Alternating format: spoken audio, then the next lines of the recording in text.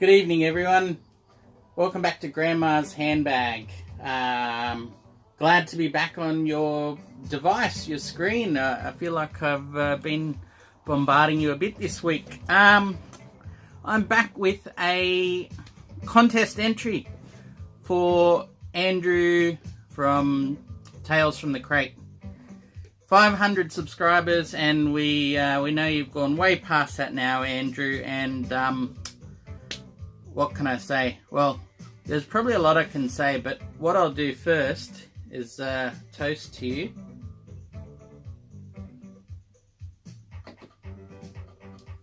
And let you know, Grandma's little helper tonight is Booker's. So, Booker's bourbon, we are talking 131 proof. This stuff is rocket fuel. It's lovely rocket fuel. And because it's a contest entry, Andrew, I'll have you drinking with us. Look at that. I hope you take a bit of ice. There's a little bit of ice in there because it's a bit hot here to cool down. Get some water into it as well. But there we go. Booker's bourbon, 6 to 8 years old. This is lovely stuff. So cheers to Tales from the Crate. 500 subscribers. No doubt you'll get many more, and you deserve every one of them, Andrew. So my little tribute to you is to have a drink. You said you don't mind the whiskey, so I thought I'd get back to some American whiskey, some bourbon, and share that with you, and then we'll get into some records in just a second. What else can I say about Tales from the Crate? If you haven't checked it out, I'll do my best to put a link down there, but Andrew's just fantastic.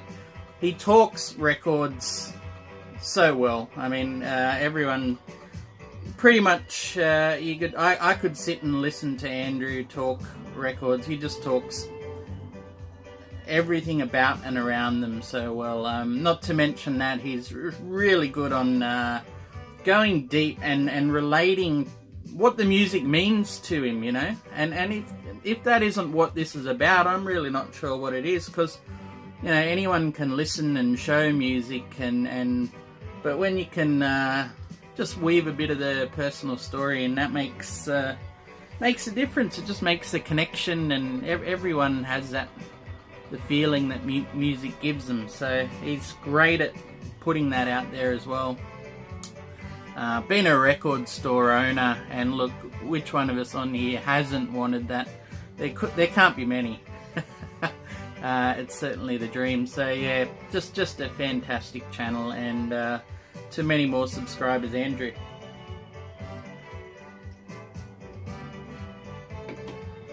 Oh, this bourbon's good, Andrew. I think you'll dig this.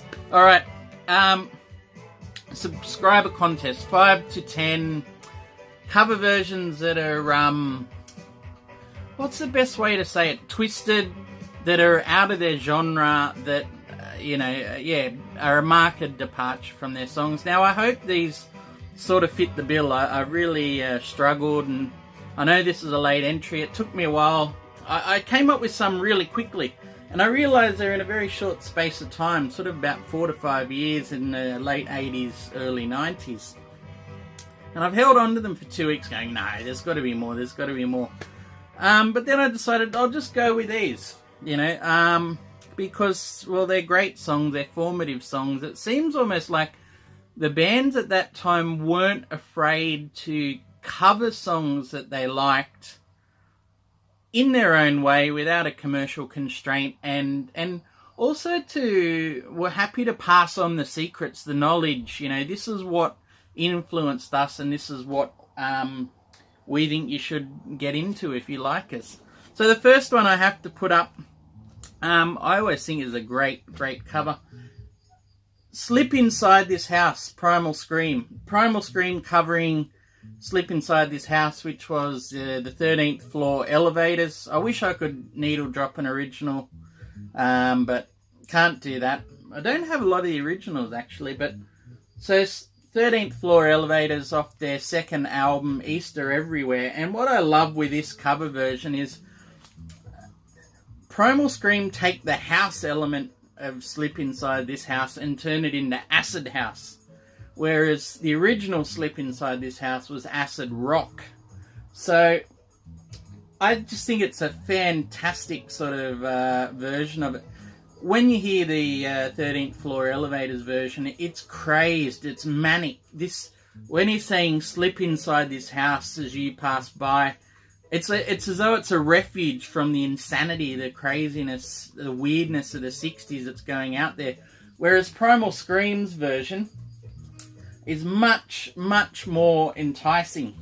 Slip inside this house as you pass by, you know, like, let's get down, let's get weird, crazy, and it's all inclusive. It's a really inviting prospect when you hear their version of Slip Inside This House. We're talking, you know, there's sort of baggy beats and things, lots of percussion. Yeah, just a fantastic dance, acid house kind of cover. And yeah, look, I'll stop there. That's a fantastic cover version. One I've always really, really liked. Now here's the first version, or the first artist, and they do a lot of covers, and I think they've even done a couple of cover albums. There might even be quite a recent one that they've done as well. And that is Luna. So Luna, this is an EP that they had probably their very first, maybe even before their first album. 6-track EP, and anyway, there's 3 covers on here. So they do Velvet Underground's Ride Into the Sun, That's What You Always Say, and I'm not sure who does that, but the one I'm here to talk about is Indian Summer, which is a cover of Beat Happening. And it's just a fantastic cover to me. Beat Happening's version is wonderfully naive and very skeletal. It's twee pop, I think, if you could say that. But what Luna do with this one is just muscularize it, if that's even a word. They add movement and dimension, and they basically turn it into this goosebump-inducing cover.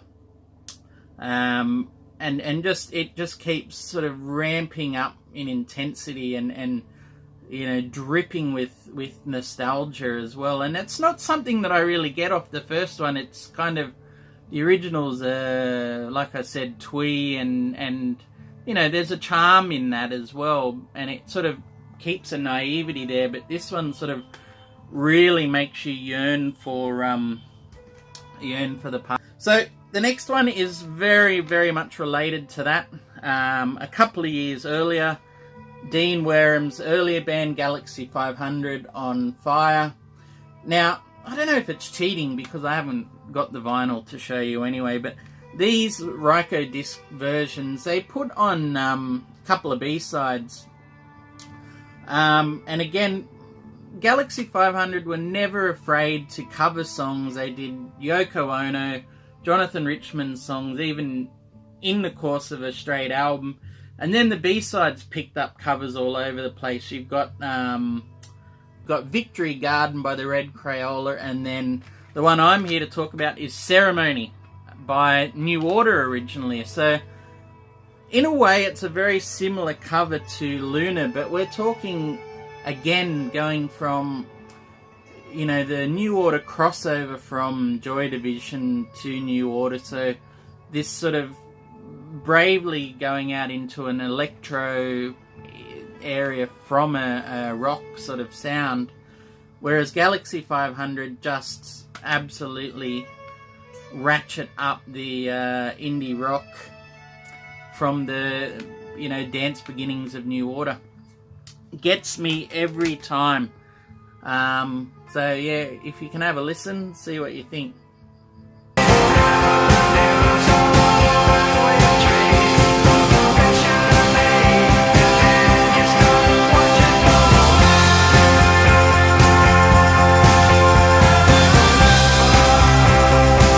Alright, Alright, the next one is basically from memory just about the same year or the year after.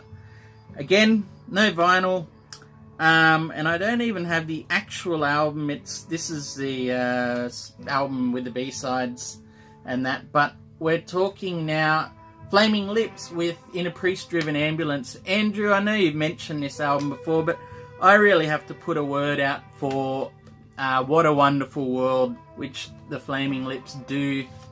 In there, obviously, you know, alternative, but also there's kind of an acid punk rock style to it.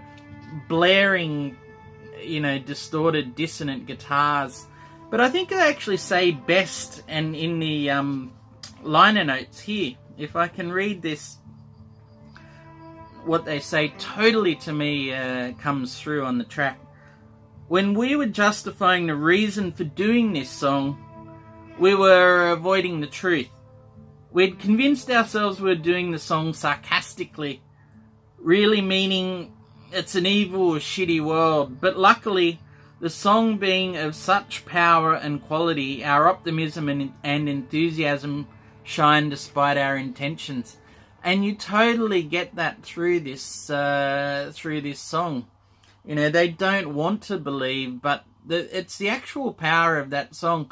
You can dismiss it all you like. You'll hear it at, you know, I've heard it at, unfortunately, a couple of funerals now, and everywhere. And it's such a lovely sentiment, but you can sometimes take it for granted. So the Flaming Lips version actually really brings it back to a kind of a joyful glee in trying to destroy this song with squalls of feedback and everything, but the song still wins out.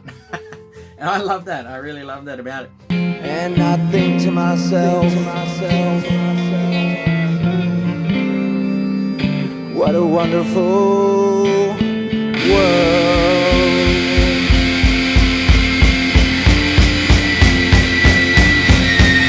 The colors of the rainbow. Next one. We have got, and again, no album, Spiritualized doing a cover of Junior Kimbrough, and it's called Sad Days and Lonely Nights. Now, what I love with this is that, and Spiritualized to me really are able to do this well, is just take a lot of Roots influences and meld them together, but take them somewhere way beyond Roots and somewhere towards the stars and sky. Sad Days and Lonely Nights, Junior Kimbrough's blues. I think he was on Fat Possum from memory, and it's kind of really like I don't know how to put it exactly, but it's quite a dirgy blues, and I like that. I really like that. It's kind of raw, plenty of feeling, and you don't need a lot of flamboyance to get that feeling across of Sad Days and Lonely Nights. What Spiritualized do with their music is it's very much minimalism as maximalism. So you can take a 2-chord song and just beat it into submission with repetition, and turn it from this core of a song into this huge statement, you know what I mean? And they really do that here. It's absolutely in their own style, and in a lot of ways nothing like a blues song whatsoever, but it's absolutely got the essence, the heart of that blues right there in it, and that's just what Spiritualized do so well. So Sad Days, Lonely Nights, great cover. Alright, and the last one, I did come up with this the other day. This is a little bit of a different one, and hopefully I'll be able to put some music at the end of this. But this is a album I got a couple of years ago, just on speculation, but Genial Dilettanten, and my German is shocking, but if I read the subtitle, The Music of German Subculture in the Early 80s. So this is sort of a compilation of German underground new wave stuff. Great stuff. 2 CDs worth. And I just put it on, you have a listen through, and something jumped out at me one day. and it is a version of Jonathan Richman's Pablo Picasso, done as only a German new wave band could do it. So it's look, just have a listen. Pablo Picasso's never called an asshole.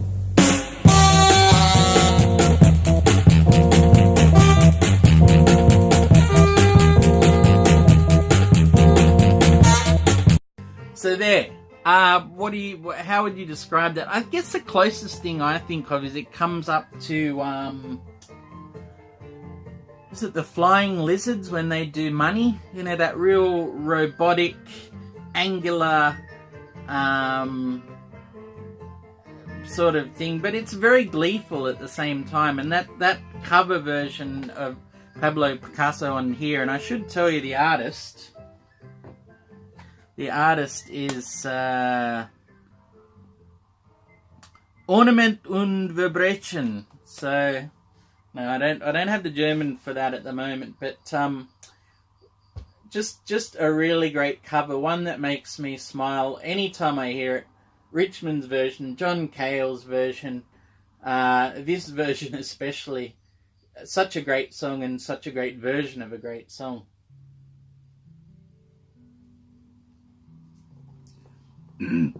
Ooh, really nice stuff. It's a bit like a truth serum. It just gets me going. Anyway, last album for this contest in this video. And I nearly didn't want to put this in because I don't know how straight down the line it goes. Alright. Dinosaur Jr.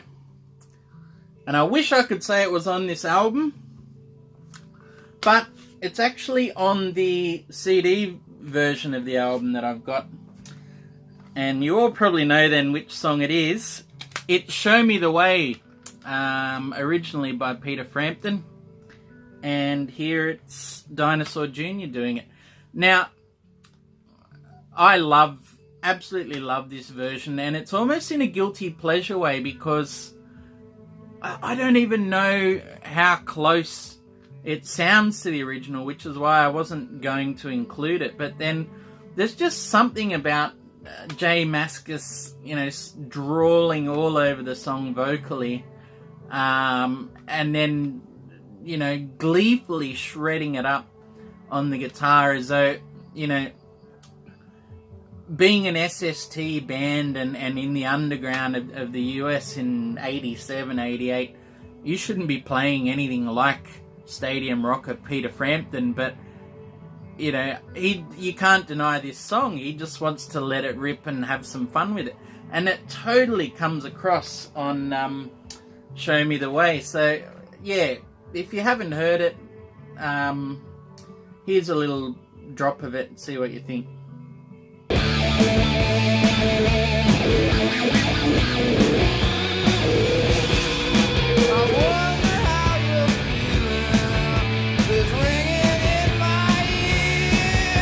And that's everything. Thank you very much for watching, everyone. Andrew, congratulations again.